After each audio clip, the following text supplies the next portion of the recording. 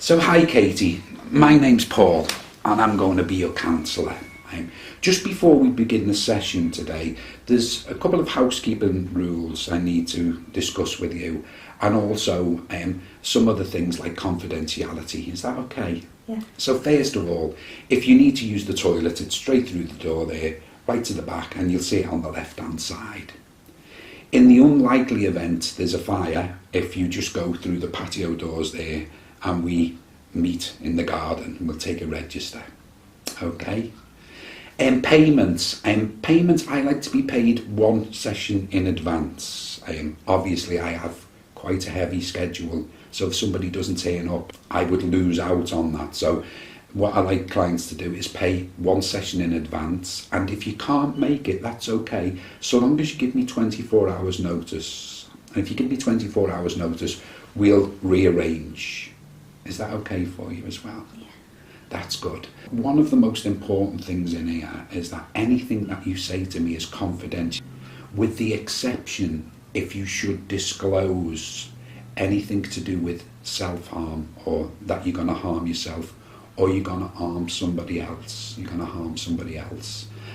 At that point, I reserve the right to discuss it with a third party. It may not be necessary even at that point. I'll discuss it with you first, but it might be something that I do have to disclose to a third party.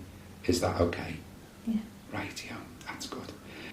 In addition, Katie, the length of each session will be 60 minutes. 10 minutes before the end, we'll review the session and decide where we're going to pick things up next week. Okay, so as I said before, my name's Paul and I'm trained in Integrative Counselling, which basically means I have a number of psychological tools I can use to help you. And these tools can be used to make connections, to see how the past is affecting you, the present, the way you've been programmed, if you'd like to put it that way, is affecting you at present.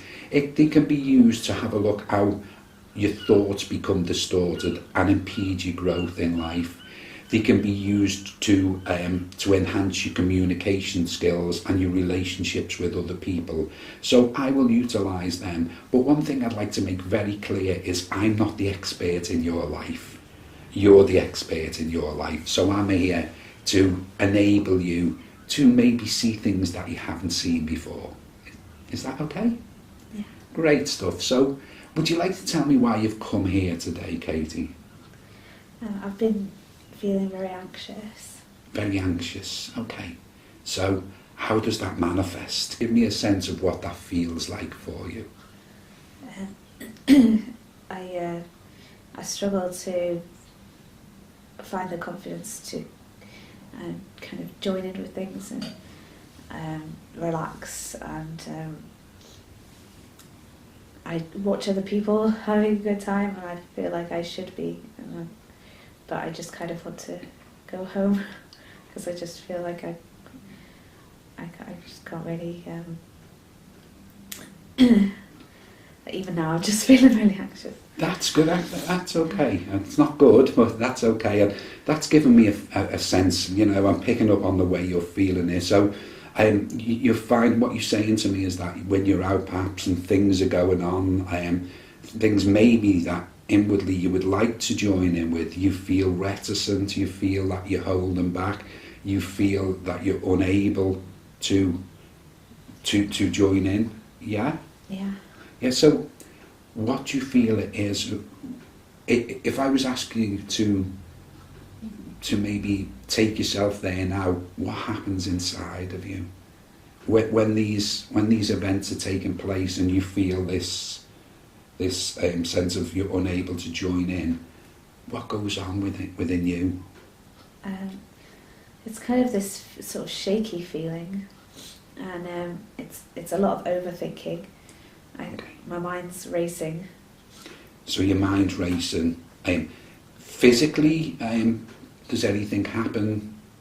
I get quite shaky, and I have a lot of sort of nervous tics, like this rubbing my hands and things. Right. Okay. Yeah, I feel like my heart goes. Right. Okay. So sort of symptoms, it's very similar to what we call the panic attack as well. Okay, and When we're looking at anxiety, Katie, normally we will look at three things. Okay, we look at first physiology. You said before, you know, maybe your heartbeat starts going quicker. You breathe, and that's probably one of the first things to go. Hyperventilating, breathing very quickly from the upper cavities of the chest. And then you were saying before, you're thinking, you're overthinking, quite often distorted thinking comes into it. So you've got this physiology, the effects, the physiological effects, where you've got the hyperventilating, the heartbeat, sometimes sweatiness, the tingling like you've explained, and also the thoughts, which we'll look at in a moment. We'll have a little look into that. And then them two drive our actions, and here it's actually impeding your actions. Does that sound right? Yeah.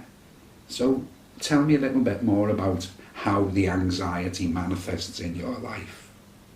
I feel like it holds me back quite a lot. Okay.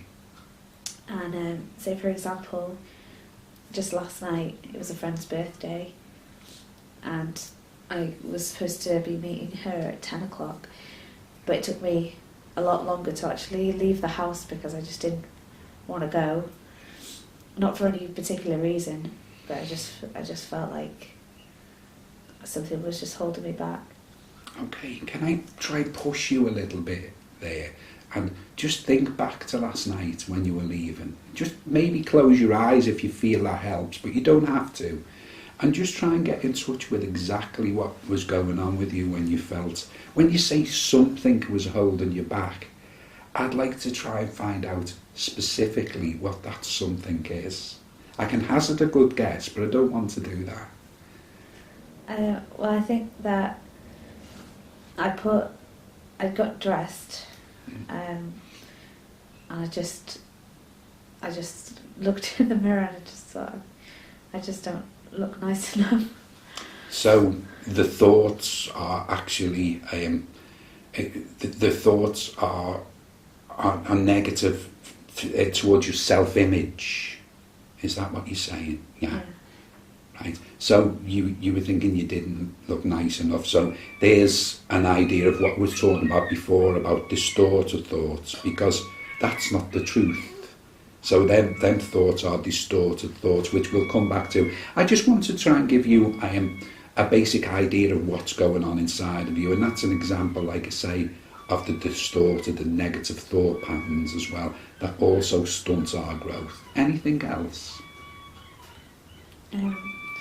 When we were out, I did go, and we were sitting around, and we were all sort of, they were telling jokes and laughing, and I was thinking, I wish I could join in, but I just didn't feel like I had anything to say. Okay.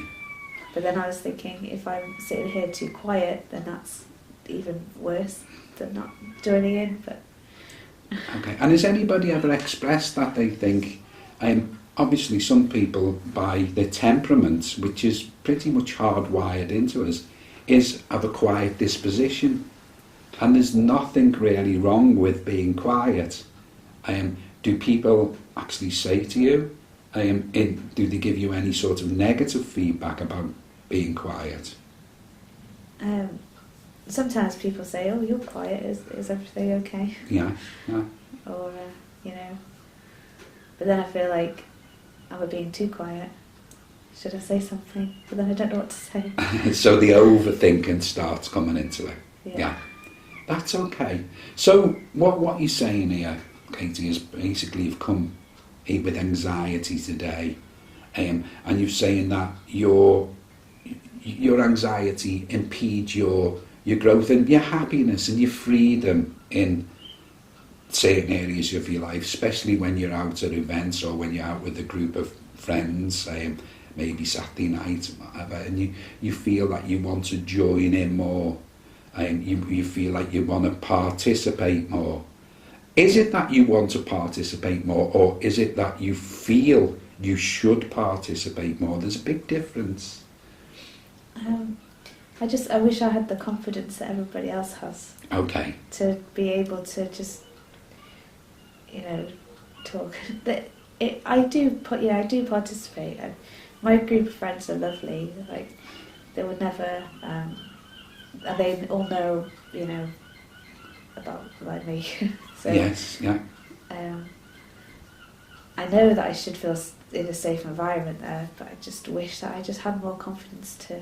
Okay, so that's good, because now we're determining the real issue is confidence. So again, does lack of confidence manifest itself in any other ways in your life currently? I feel like it holds me back a little bit. I've only just, after 10 years, gone for a sort of promotion, Yeah. which I never thought I was good enough to do before, and I didn't get it. You didn't get it?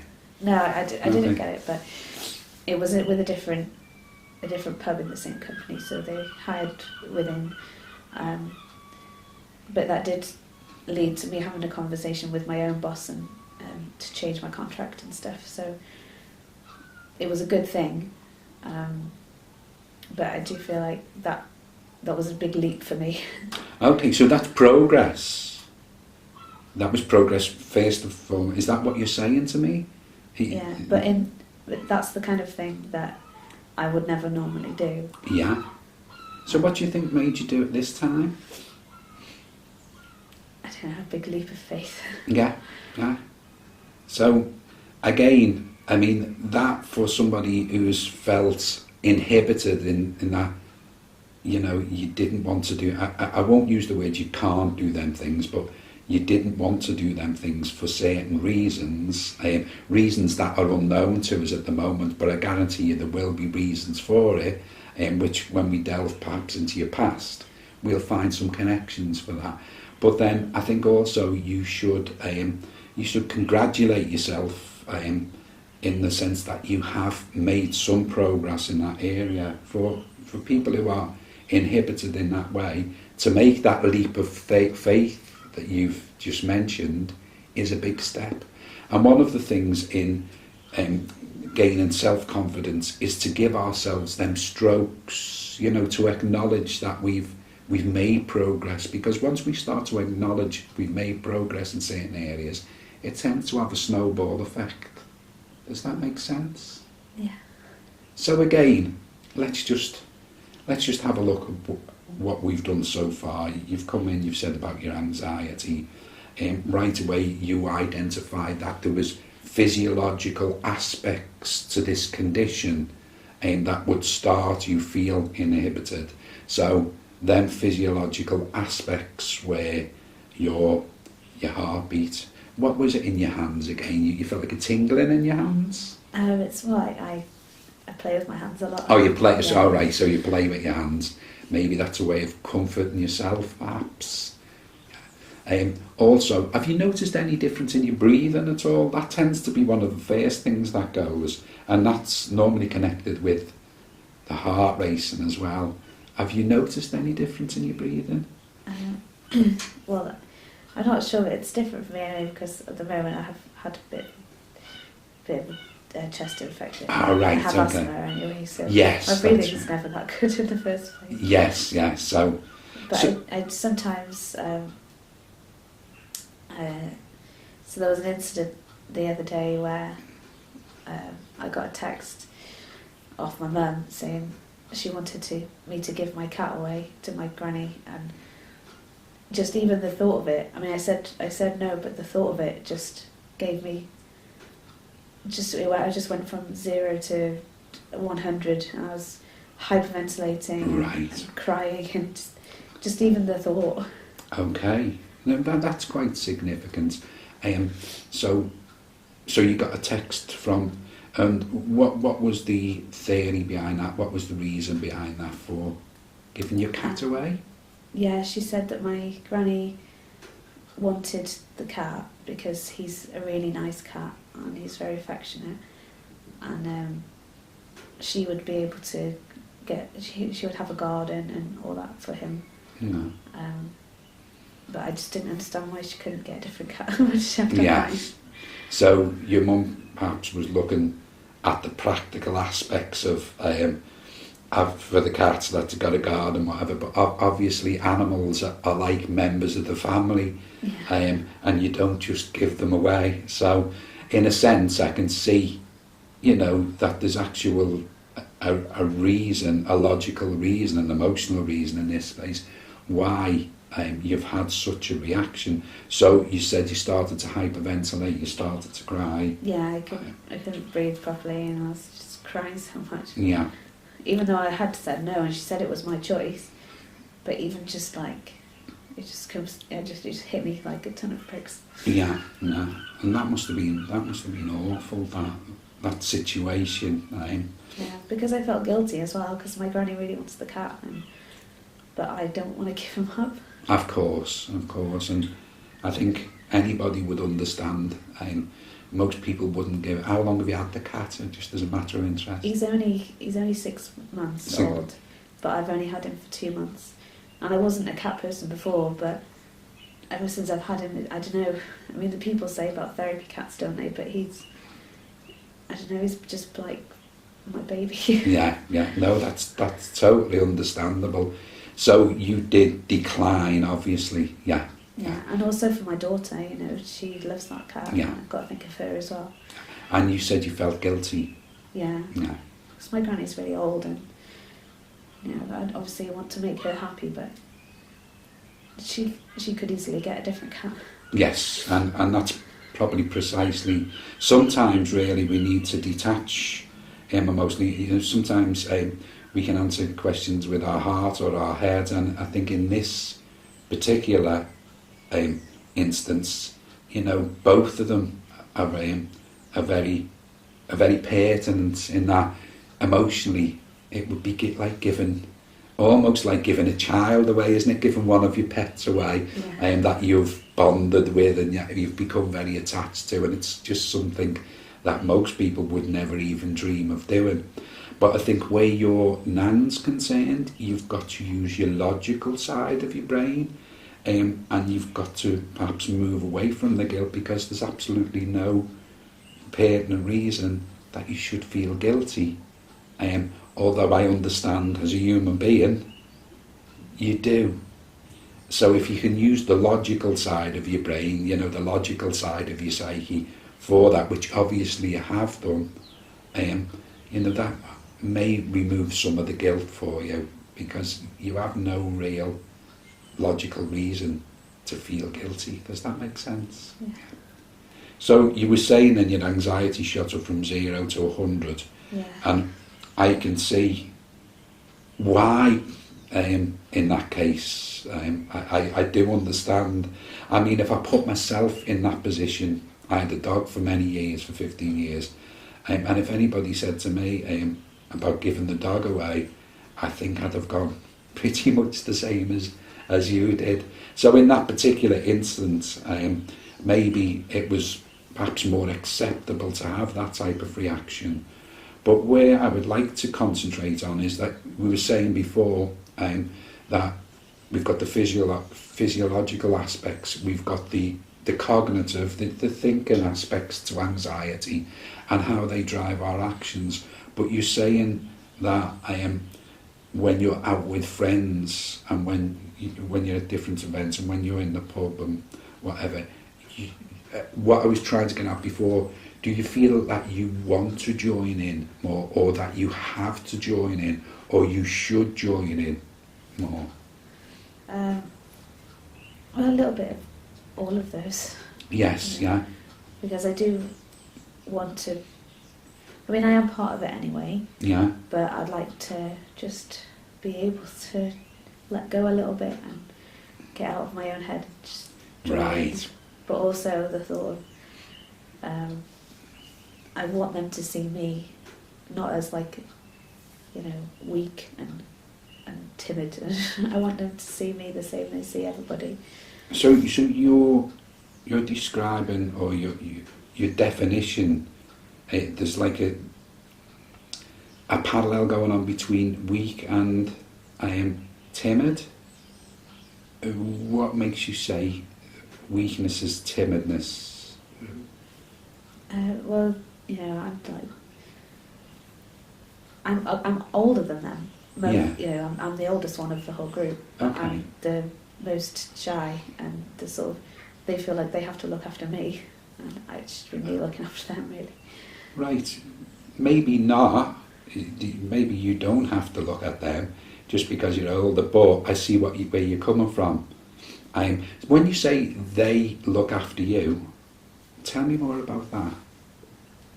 Like, for example, one of my closest friends of the group, Rachel, it was her birthday that we were out for, and she'd had quite a few drinks, but she was just, she just kept saying, I wish you didn't feel this way, and I want you to not feel this way.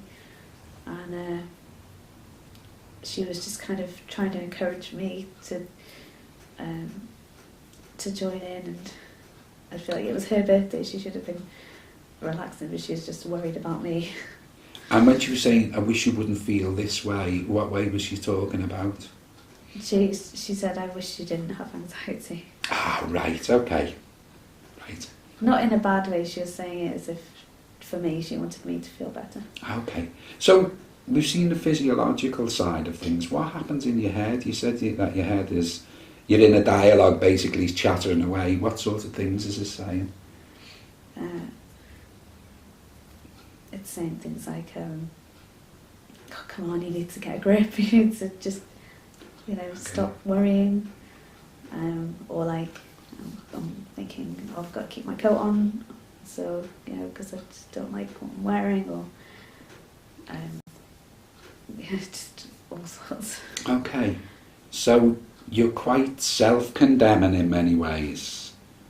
In that you say in your appearance, you give yourself a hard time about your appearance. Yeah, I'd say it's mostly probably to do with that. Yes, yeah. Okay. And again, we talked before, because there's absolutely nothing wrong with your appearance whatsoever. So we need to look at where them thoughts have come from, because quite often what happens, I was saying before, Katie, I'm an integrative counsellor, which means I use different strands of psychology to try and help my clients. One of them strands is called psychodynamics, and psyche is what it says. It's our mind, if we want to put it nice and simply. Dynamic means movement, so psychodynamics is basically movements of the mind. But in particular, psychodynamics looks at how maybe the past has affected the present. What I'm thinking here, we're coming sort of to the end of this session now. I'd just like to summarise what we've done so far in this session, and then maybe see how you felt, how the sessions go, and maybe next time possibly we could delve into where this negative self-criticism has come from. Is that okay? Yeah. So during this session you come in and you've told me that you suffer from anxiety, and anxiety is really impeding your life in different areas, specifically where it comes to self-image. And you were saying your thought patterns are condemning. Would that be the right word to use? So it's self-condemnation. So your thoughts are coming from, my guess is them thoughts are coming from the past, perhaps. So we maybe need to look at, one, what you can do about the physiological side, the future. Two, about thought patterns. You also was saying that you feel your friends are having to look after you because of this condition, and that is added. That's probably added to your anxiety, I would imagine. And also, you were saying before that you've got this voice in your head saying, "Come on, join in, come now," which again is probably going to add to the anxiety. So that's what we've done in this session. We've just really made a start. We've looked at anxiety, how it manifests basically in three ways: physiological, cognitive, which is our thoughts, and action. And if we look, our thoughts tend to cause our emotions, and our emotions drive our actions. So the three components of anxiety are interrelated. And what I would like to do in in future sessions, if you'd like to come back, Katie, is that break them down and start having a look at each one and how they're affecting each other. How do you feel about coming back next week? Yeah. Yeah. Do you feel that session's gone okay for you? Yes, yeah. Okay, that's great. So where would you personally like to pick up next week? What specifically would you like to look at next week? Maybe the self-confidence. The self-confidence, where that's come from. That makes sense. And one more question just before we finish this first session, Katie, is at the end of these counselling sessions, where would you like to be? I'd just like to be more confident, even if it's just a little bit. A little bit more confidence. Yeah, that's a good way. That's fine. Okay. Well, thanks a lot, and I look forward to seeing you next week. Thank you. Thank you.